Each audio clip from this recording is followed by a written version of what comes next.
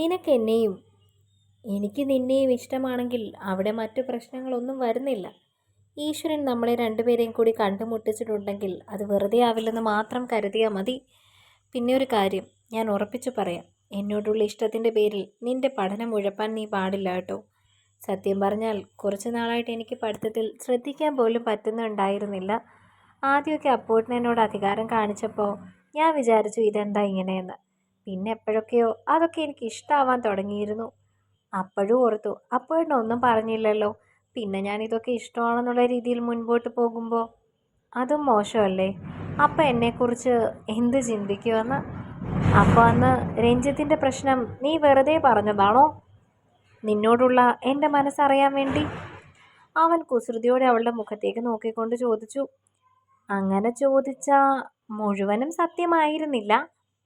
രഞ്ജിത്ത് എന്ന് പറഞ്ഞൊരു പയ്യൻ ശരിക്കും എൻ്റെ പിന്നാലെ കൂടിയിട്ടുണ്ടായിരുന്നു. അവൻ എന്നോട് ഇഷ്ടമാണെന്ന് ഒന്നും പറഞ്ഞില്ല. അതേപോലെയൊക്കെ ആയിരുന്നു അവൻ്റെ രീതികളൊക്കെ. ആ രീതികളൊക്കെ കണ്ടപ്പോൾ എൻ്റെ കൂട്ടുകാർ എന്നോട് പറഞ്ഞു ഇഷ്ടമാണെന്ന് ഞാൻ അവനോട് പറയാൻ. ഞാൻ പറയില്ലെന്ന് പറഞ്ഞു. അപ്പോൾ അവൾ എന്നോട് ചോദിച്ചതാ, എനിക്ക് ആരോടെങ്കിലും പ്രത്യേകിച്ച് വല്ല ഇഷ്ടമുണ്ടോ, ആരെങ്കിലും എപ്പോഴും കാണാനൊക്കെ തോന്നാറുണ്ടോ എന്ന്.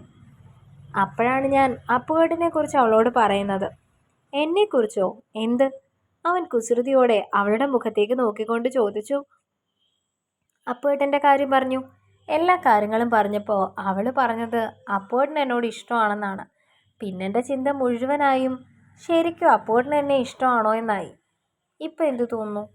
കൈകെട്ടി നിന്നവളെ ഒന്ന് നോക്കിക്കൊണ്ടൊരു കൗതുകത്തോടെ അതിലുപരി ചിരിയോടെ അവൻ ചോദിച്ചു. അവൾക്ക് ചിരി വന്നു. അപ്പുവേട്ടൻ എന്നോട് ഇഷ്ടമാണെന്ന് പറഞ്ഞപ്പോൾ ഞാൻ എന്ത് സന്തോഷിച്ചു എന്നറിയോ. അവൻ്റെ മുഖത്തേക്ക് നോക്കാതെയാണ് അവളത് പറഞ്ഞത്. അവൻ പെട്ടെന്ന് അവളുടെ കയ്യിൽ പിടിച്ചു വലിച്ച് അവളെ തന്നോട് അടുപ്പിച്ച് നിർത്തി. അവൻ അരികിൽ നിൽക്കുമ്പോൾ അവൾക്ക് ചങ്ക് പിടിക്കുന്നുണ്ടായിരുന്നു. അവൻ്റെ മുഖത്തേക്ക് നോക്കാൻ ഒരു വല്ലായ്മ തോന്നി. അവൾ അവനെ ഒന്ന് കൂർപ്പിച്ച് നോക്കി. ഇവിടെ എങ്ങും ഒരു മനുഷ്യനും വരില്ല, അതുകൊണ്ടാണ് ധൈര്യത്തോടെ ഞാൻ നിന്നെ ഇവിടേക്ക് കൊണ്ടുവന്നത്. എനിക്ക് ശരിക്കും ആദ്യം കണ്ടപ്പോൾ തൊട്ടേ നിന്നെ ഭയങ്കര ഇഷ്ടമാണ്. നിന്നോട് അവകാശം കാണിക്കാൻ അധികാരമുണ്ടെന്ന് തോന്നിയത് കൊണ്ടാണ് ഞാൻ കാണിച്ചത്. അന്ന് നീ എന്നോട് ചോദിച്ചില്ലേ ഞാനെന്തിനാ നിന്നോട് ഇങ്ങനെയൊക്കെ കാണിക്കുന്നതെന്ന്. അന്ന് ശരിക്കും എനിക്ക് എന്ത് വിഷമമായി എന്നറിയോ. അവളുടെ മുഖത്തേക്ക് നോക്കി അവൻ ചോദിച്ചു. അവനെ നേരിടാൻ അവൾക്ക് വല്ലാത്തൊരു നാണം തോന്നി. എൻ്റെ മുഖത്തേക്ക് നോക്ക്, അവൻ പറഞ്ഞു. അവൾ ഇല്ല എന്ന് മുഖം ചരിച്ചുകൊണ്ട് തലയനക്കി കൈകൾ കൊണ്ട് മുഖം പൊത്തിപ്പിടിച്ചു. കൊച്ചുകുട്ടികളെ പോലെ ചെയ്യുന്ന അവളുടെ ആ പ്രവൃത്തി ഒരു ചിരി നിറച്ചിരുന്നു അവനിൽ. മീനമ്മ ഇങ്ക നോക്കടി, അവൻ പറഞ്ഞതും അവൾ പൊട്ടിച്ചിരിച്ച് അവൻ്റെ മുഖത്തേക്ക് തന്നെ നോക്കി. അപ്പോൾ എന്തൊരു പൊട്ട തമിഴാണ് പറയുന്നത്, അവൾ ചോദിച്ചു. പൊട്ട തമിഴാണെങ്കിലും മൂത്ത തമിഴാണെങ്കിലും നിനക്ക് കാര്യം മനസ്സിലായില്ലേ, അവൻ ചെറുചിരിയോടെ അവളുടെ മുഖത്തേക്ക് നോക്കി ചോദിച്ചു. അവളുടെ ഇരു ചുമലുകളിലുമായി കൈവച്ചു. അത്രയും അരികിൽ അവൻ്റെ മുഖം ആദ്യമായാണ് അവൾ കാണുന്നത്. അവൾ അവൻ്റെ കണ്ണുകളിലേക്ക് തന്നെ നോക്കി. കാപ്പിപ്പൊടി നിറത്തിലുള്ള കണ്ണുകളാണ്. ചിരിക്കുമ്പോൾ അത് ചെറുതാവുന്നുണ്ട്. അതൊരു പ്രത്യേക ഭംഗിയാണെന്ന് അവൾക്ക് തോന്നിയിരുന്നു. ശരിക്കും നിനക്കെന്നെ ഇഷ്ടമാണോടി? എൻ്റെ മുഖത്ത് നോക്കി പറ. അവൻ്റെ വാക്കുകളിൽ ഒരു മൃദുലത കൈവന്നു. ആ മിഴികൾ കാതരമായി. അവൾക്ക് അവൻ്റെ നോട്ടം സഹിക്കാൻ പറ്റാതെയായി. ആ നോട്ടം കണ്ടവൾ ചുവന്നു പോയിരുന്നു. അവൾ നാണത്തോടെ അവൻ്റെ മുഖത്തേക്ക് നോക്കി തലയാട്ടി. മുഖത്ത് നോക്കി പറയടി. അവൻ ഏറെ ആർദ്രമായി അവളുടെ മുഖത്തേക്ക് നോക്കിക്കൊണ്ട് പറഞ്ഞു. അപ്പുവേട്ടന് മനസ്സിലായില്ലേ എനിക്ക് അപ്പുവേട്ടനെ ഇഷ്ടമാണെന്ന്? ഒരുപാട് ഇഷ്ടമാണ്, ഒരുപാട്. അവൾ അത് പറഞ്ഞപ്പോഴേക്കും അവൻ ചിരിച്ചിരുന്നു. ഒറ്റ വലിയിൽ അവളെ തന്നോട് ചേർത്തു. അവളുടെ കവിളിൽ ഒന്ന് തഴുകി. പിടച്ചിലോടെ അവൾ അവനിൽ നിന്നും അകലാൻ ശ്രമിച്ചു. ഞാൻ ഇഷ്ടമാണെന്ന് പറഞ്ഞില്ലേ, ഇനി എന്നും ആ ഇഷ്ടം നിന്റെ കൂടെ കാണും. എന്നെ വേണ്ട എന്ന് നീ പറയുന്ന നാൾ വരെ. നിനക്കെന്നെ വേണ്ടെന്ന് തോന്നിയാൽ ഞാൻ ഒരിക്കലും നിന്നെ കുറ്റം പറയുകയുമില്ല. ഒരു പരാതിയും പറയാതെ നിന്റെ ജീവിതത്തിൽ നിന്ന് ഞാൻ മാറി തന്നോളാം, അവൻ പറഞ്ഞു. അപ്പോഴാ അവൾ പോലും അറിയാതെ അവളുടെ കണ്ണുകൾ നിറഞ്ഞിരുന്നു. അത് കണ്ടതും അവന് വേദന തോന്നി. കരയാൻ മാത്രം താനൊന്നും പറഞ്ഞില്ലല്ലോ. കൊച്ചുകുട്ടിയാണവൾ. എപ്പോഴാണ് അവളുടെ ചിന്തകളിൽ മാറ്റമുണ്ടാകുന്നതെന്ന് അറിയില്ല. അതിനെക്കുറിച്ച് അവൾക്കൊരു വ്യക്തമായ ധാരണ കൊടുത്തതാണ്. അവളുടെ നല്ല ഭാവിക്ക് താൻ ഒരിക്കലും തടസ്സമാവില്ലെന്ന് അവളെ ബോധ്യപ്പെടുത്തിയതാണ്. അവന് കുറ്റബോധം തോന്നി. അതവളെ വേദനിപ്പിച്ചോ? അയ്യേ, നീ എന്തിനാ കരയുന്നത്? ഞാൻ എന്തെങ്കിലും മോശമായി പറഞ്ഞോ? അവൻ പെട്ടെന്ന് അവളുടെ മുഖം തനിക്ക് നേരെ ഉയർത്തിക്കൊണ്ട് ചോദിച്ചു. അപ്പോഴേക്കും കണ്ണുനീരൊഴുകി തുടങ്ങിയിരുന്നു. അപ്പോഴിന് എന്താ പറഞ്ഞു വരുന്നത്? ഞാൻ അപ്പോഴിനെ ചതിക്കുമെന്നാണോ? ഛേ, നീ എന്തൊക്കെയാ ഇങ്ങനെ ചിന്തിക്കുന്നത്? ഞാൻ പറഞ്ഞില്ലേ, നിന്റെ അഭിപ്രായം സ്ഥിരതയുള്ള പ്രായമല്ലിത്. എനിക്കിപ്പോൾ 24 വയസ്സായി. എൻ്റെ ജീവിതത്തിൽ ഒരു വലിയ തീരുമാനമെടുക്കാനുള്ള എല്ലാ പക്വതയും ആയിട്ടുണ്ട്. പക്ഷെ നിന്റെ പ്രായം തീരെ ചെറുതാ. ജീവിതത്തിൽ ഒരു വലിയ തീരുമാനമെടുക്കാൻ ഒന്നും ഇപ്പോൾ നിന്നെ കൊണ്ടാവില്ല. അതുകൊണ്ടാണ് ഞാൻ പറഞ്ഞത്, നാളെ ഈ തീരുമാനം തെറ്റാണെന്ന് തോന്നിയാൽ പോലും ഞാൻ ഒരിക്കലും നിനക്കൊരു ഭീഷണിയാവില്ല എന്ന്. നിന്നെ ഭീഷണിപ്പെടുത്തി എന്നെ വിവാഹം കഴിപ്പിക്കുവാനോ എൻ്റെ കൂടെ വരണമെന്ന് പറയാനോ ഒന്നും ഞാൻ ഉദ്ദേശിച്ചിട്ടില്ല. അങ്ങനെ മാത്രമേ ഞാൻ ഉദ്ദേശിച്ചുള്ളൂ. അതിന് നീ എന്തിനാ ഇങ്ങനെ കരയുന്നത്? അവൻ ചോദിച്ചു. അങ്ങനെയൊന്നും എൻ്റെ മനസ്സ് മാറില്ല. അപ്പോഴറിയൂ, എന്നെ സ്നേഹിക്കാൻ അമ്മ മാത്രമേ ഉണ്ടായിട്ടുള്ളൂ. ഇവിടെ വന്നപ്പോൾ മുത്തശ്ശിക്കും എന്നെ വലിയ ഇഷ്ടമാണ്. പിന്നെ മാമനും ഇഷ്ടമാ. മാമിക്ക് എന്നെ ഇഷ്ടമാണോ എന്ന് ചോദിച്ചാൽ എനിക്കറിയില്ല. അപ്പോഴിന് പക്ഷെ എന്നെ ഇഷ്ടമാണെന്ന് അറിഞ്ഞപ്പോൾ എനിക്ക് എന്തൊരു സന്തോഷമായിരുന്നു എന്നറിയോ? അമ്മയല്ലാതെ ആദ്യമായിട്ടാ ഒരാൾ എന്നെ ഇത്രയും സ്നേഹിക്കുന്നത്. അപ്പോഴിന് ഓരോ കാര്യങ്ങളിലും എന്നോട് കരുതൽ കാണിക്കുമ്പോൾ എനിക്ക് ആരും ഉള്ള പോലെ തോന്നും. അന്ന് തലവേദന എടുത്തപ്പോൾ, എനിക്ക് വിക്സ് ഇട്ട് തന്നപ്പോൾ ഒക്കെ എനിക്കെൻ്റെ അമ്മയെ ഓർമ്മ വന്നത്. എൻ്റെ അമ്മ ഉണ്ടായിരുന്നെങ്കിൽ അങ്ങനെ ചെയ്യാമായിരുന്നല്ലോ എന്ന്. അന്ന് ഹോസ്പിറ്റലിൽ വെച്ച് ബിരിയാണി വാങ്ങി തന്നപ്പോഴൊക്കെ എനിക്ക് തോന്നി അമ്മയെപ്പോലെ, അല്ലെങ്കിൽ അടുത്തുള്ള ആരെയോ പോലെ. അങ്ങനെ ഉള്ള അപ്പുവേട്ടനെ ഞാൻ വേണ്ടെന്ന് വയ്ക്കുമോ? അവൾ പറഞ്ഞു. മനുഷ്യനെ മോളെ, നമുക്ക് ആരുടെയും ഒരു കാര്യവും ഉറപ്പ് പറയാൻ പറ്റില്ലല്ലോ. അടുത്ത നിമിഷം നമ്മൾ ഉണ്ടോ എന്നുള്ള കാര്യം പോലും. അവൻ പറഞ്ഞു. അപ്പോൾ കുറേ കാലത്തിന് ശേഷം എന്നെ വേണ്ടെന്ന് തോന്നിയാലോ അപ്പുവേട്ടന്? ഈ പറഞ്ഞതുപോലെ അപ്പുവേട്ടൻ എന്നെ വേണ്ടെന്ന് വെച്ചാലോ? അവൾ ചോദിച്ചു. എൻ്റെ കാര്യം എനിക്ക് ഉറപ്പ് പറയാൻ പറ്റും. നിൻ്റെ കാര്യം എൻ്റെ കാര്യം മാത്രമല്ലേ എനിക്ക് പറയാൻ പറ്റൂ. അപ്പുവേട്ടന് ഒരിക്കലും നിന്നെ വേണ്ടാതെ ആവില്ല. അപ്പുവേട്ടൻ്റെ മനസ്സിലേക്ക് അത്രത്തോളം ആഴത്തിലാണ് നീ കയറിയത്. എങ്കിൽ മീനാക്ഷിക്ക് ഒരിക്കലും അപ്പുവേട്ടനെ വേണ്ടാതാവില്ല, അവൾ ഉറപ്പിച്ചു പറഞ്ഞു. ആണോ? അവൻ അവളുടെ താടിത്തുമ്പ് ഉയർത്തി ഒരു കുസൃതിയോട് ചോദിച്ചു. അതെ. കണ്ണുനീര് തുടച്ച് മറുപടി പറഞ്ഞവൾ. അങ്ങനെയാണെങ്കിൽ നമ്മൾ കിട്ടും, ആരൊക്കെ എതിർത്താലും. എന്നിട്ട് മൂന്നാല് പിള്ളേരൊക്കെ ആയിട്ട് അങ്ങ് ജീവിക്കും. അവളുടെ തോളിൽ കൂടി കൈയിട്ട് പുഴയുടെ അരികിലേക്ക് നടന്നുകൊണ്ട് അവൻ ചെറുചിരിയോടെ പറഞ്ഞപ്പോൾ അവളവൻ്റെ മുഖത്തേക്ക് തന്നെ നോക്കിയിരുന്നു. 3-4 പിള്ളേരോ? അമ്പരപ്പോടെ അവൾ ചോദിച്ചു. പിന്നല്ലാതെ, നിങ്ങളുടെ തമിഴ്നാട്ടിലൊക്കെ അങ്ങനെയല്ലേ? ആ ഒരു സ്റ്റൈൽ നമുക്കിവിടെ കൊണ്ടുവരാം, അവൻ പറഞ്ഞു. അവൾ ചിരിച്ചു പോയിരുന്നു. അതിരിക്കട്ടെ, അപ്പോഴിന് തമിഴ് അറിയോ? ഇല്ല, അവൻ പറഞ്ഞു. അപ്പം ഞാനന്ന് എഴുതി വെച്ചത് എങ്ങനെയാ മനസ്സിലായത്? അതൊക്കെ മനസ്സിലാക്കിയെടുക്കാൻ എനിക്ക് കഴിവുണ്ടെന്ന് നീ കൂട്ടിക്കോ. അവൻ ഷർട്ടിൻ്റെ കോളർ പൊക്കി പറഞ്ഞു. സത്യം പറ, എങ്ങനെയാണ് അറിഞ്ഞത്? അത് ഞങ്ങളുടെ ഓഫീസിൽ ഒരു തമിഴ് പയ്യനുണ്ട്, അവനോട് പോയി ചോദിച്ചു. ആരാ തന്നതെന്ന് പറഞ്ഞു? ആരും തന്നാണെന്ന് പറഞ്ഞില്ല. എൻ്റെ ഒരു കസിൻ്റെ ബുക്കിൽ നിന്നും കിട്ടിയതാണെന്നാ പറഞ്ഞത്, അവൻ പറഞ്ഞു. അന്ന് ബസ്സിൽ കണ്ട ആ കൂട്ടുകാരിയാണോ നിന്നോട് എനിക്ക് ഇഷ്ടമാണെന്ന് പറഞ്ഞത്? പുഴയുടെ അരികിലുള്ള പുൽത്തകടിയിൽ ഇരുന്നു കൊണ്ട് അവൻ ചോദിച്ചു. അവൾ അതേന്ന അർത്ഥത്തിൽ തലയാട്ടി.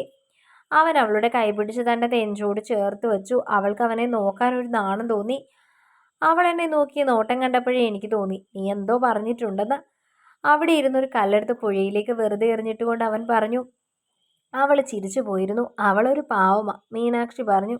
അതിരിക്കട്ടെ, സ്കൂൾ വിട്ടിട്ട് ഒരുപാട് നേരമായി. ഇത്രയും നേരം താമസിച്ച് വീട്ടിൽ ചെന്നാൽ നീ എവിടെയായിരുന്നു എന്ന് ചോദിക്കില്ലേ?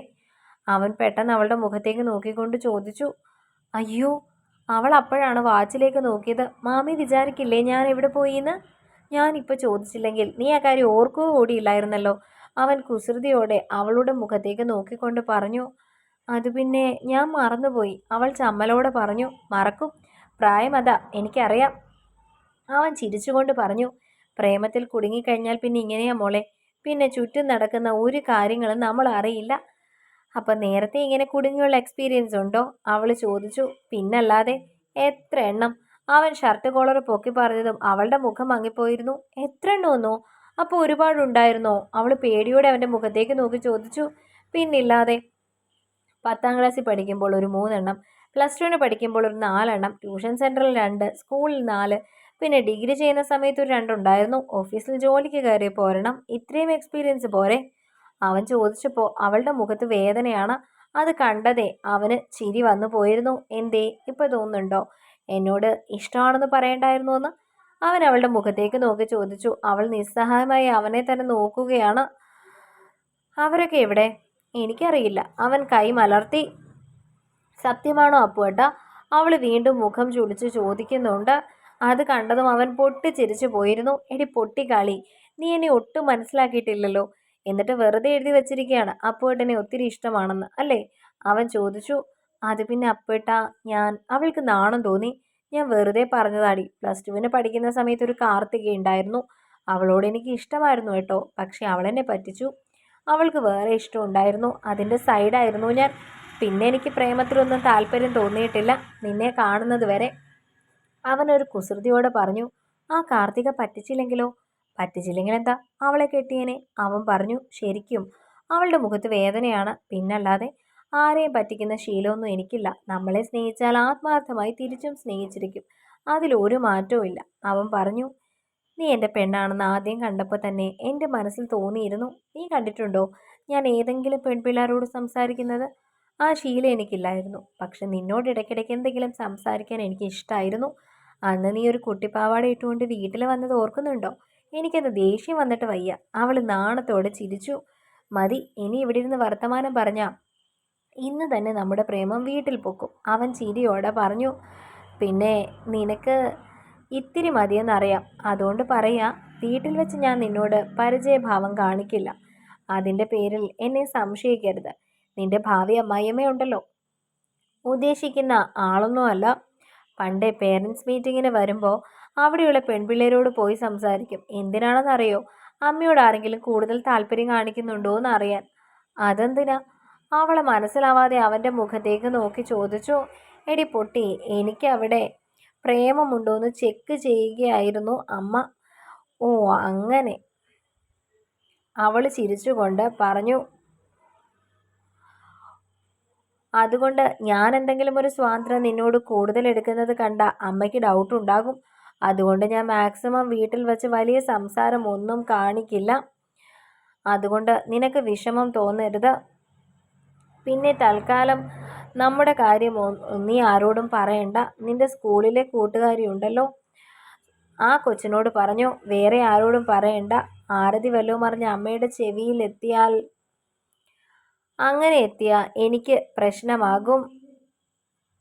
എനിക്കല്ല, നിനക്ക്. നിനക്കിപ്പോൾ ഒരു 18 ആയിരുന്നെങ്കിൽ എനിക്കൊന്നും നോക്കാനില്ല. എന്ത് പ്രശ്നം വന്നാലും വിളിച്ചുകൊണ്ട് പോയി കല്യാണം കഴിച്ചാൽ മതി. ഇതിപ്പം അങ്ങനെയല്ല. നീ ആ വീട്ടിൽ നിൽക്കേണ്ടതല്ലേ? എന്തെങ്കിലും ഒരു പ്രശ്നം വന്നാൽ അത് എന്നെയല്ല, നിന്നെ ആയിരിക്കും കൂടുതൽ ബാധിക്കുന്നത്. അതുകൊണ്ട് തന്നെ ഞാൻ ആ കാര്യത്തെക്കുറിച്ച് ചിന്തിക്കണ്ടേ? അവൾ തലയാട്ടി സമ്മതിച്ചു. പിന്നെ എനിക്കിങ്ങനെ ഇടയ്ക്കൊക്കെ കാണാൻ തോന്നും. അപ്പം ഞാൻ എന്തെങ്കിലും ഒരു സിഗ്നൽ ഇട്ട് തരാം. ഒട്ടും കാണാൻ പറ്റാതെ വരുമ്പോൾ ഇങ്ങനെ ലീവ് എടുത്ത് ഞാൻ ബസ്സിൽ കയറി വരും. അവളുടെ മുഖത്തിനരികിലേക്ക് മുഖമടുപ്പിച്ച് അവനും അത് പറഞ്ഞു. പഠിത്തമൊക്കെ നന്നായി പോകണം. പഠിത്തം കളഞ്ഞിട്ടുള്ള ഒരു പ്രേമവും നമുക്ക് വേണ്ട. അത്രേ എനിക്ക് പറയാനുള്ളൂ. ഞാൻ കാരണം നീ നശിച്ചു എന്ന് ആരും പറയാൻ പാടില്ല. നാളെ നമ്മുടെ ഇഷ്ടം വീട്ടിലറിയുമ്പോൾ നിന്റെ പഠിത്തം കളയാൻ കാരണക്കാരനായത് ഞാനാണെന്ന് ആരും പറയരുത്. അങ്ങനെ ഒരു ആഗ്രഹം എനിക്കുണ്ട്. അതുകൊണ്ട് നന്നായി പഠിക്കുക. ബാക്കി കാര്യങ്ങളൊക്കെ പിന്നെ. പഠിത്തമാണ് മുൻതൂക്കം കൊടുക്കേണ്ടത്. മാത്രമല്ല, നിന്റെ അമ്മ അന്യനാട്ടിൽ പോയി കിടന്ന് കഷ്ടപ്പെടുന്നത് നിന്നെ ഒരു നിലയിലെത്തിക്കാൻ വേണ്ടിയല്ലേ? അമ്മയോട് നിനക്കൊരു കടമയുണ്ട്. ഞാൻ കേട്ട കഥകൾ വെച്ച് നോക്കുമ്പോൾ ജീവിതത്തിൽ നിന്റെ അമ്മയെ അനുഭവിക്കാൻ ബാക്കിയൊന്നുമില്ല. നീയായിട്ട് വേണം അവർക്കൊരു സന്തോഷം കൊടുക്കാൻ. പറഞ്ഞത് മനസ്സിലായോ? അവൻ ചോദിച്ചപ്പോൾ അവൾ സമ്മതത്തോടെ തലയാട്ടി. നമുക്ക് പോയാലോ? അവൻ ചോദിച്ചപ്പോൾ അവൾ തലയാട്ടി. എഴുന്നേൽക്കാൻ തുടങ്ങിയതും അവൻ അവളെ അവിടെ പിടിച്ചിരുത്തി. ശേഷം അവളുടെ രണ്ടായി പിന്നിയിട്ട് 2 മുടിയും മുന്നിലേക്ക് വലിച്ചുകൊണ്ട് അവളുടെ മുഖം അവനോട് അടുപ്പിച്ചു. അങ്ങനെ അങ്ങ് പോയാലോ? ഇനി കാണുന്നത് വരെ ഓർത്തിരിക്കണ്ടേ എനിക്ക്? മാത്രമല്ല, ഇന്ന് നമ്മുടെ ഇഷ്ടം പറഞ്ഞ ദിവസം. അപ്പോൾ എന്തെങ്കിലും ഒരു സ്പെഷ്യൽ വേണ്ടേ? ജീവിതകാലം മുഴുവൻ ഇനി നമ്മൾ ഈ ദിവസം എപ്പോഴും ഓർക്കും. ഓരോ വട്ടം ഓർക്കുമ്പോഴും ഒരു നാണമൊക്കെ വരുന്നത് പോലെ സ്പെഷ്യൽ ആയിരിക്കണം. ഞാൻ കുറച്ചു മുൻപ് ഒരു സാധനം തന്നില്ലേ, അത് നീ ഇങ്ങനെ തിരിച്ചതാ. എന്നിട്ട് എഴുന്നേറ്റു. ഏറെ കാതരമായി അവളുടെ മുഖത്തേക്ക് നോക്കി പറഞ്ഞു. തുടരും. അടുത്ത ഭാഗങ്ങൾക്ക് വേണ്ടി ചാനൽ സബ്സ്ക്രൈബ് ചെയ്യാൻ മറക്കല്ലേ.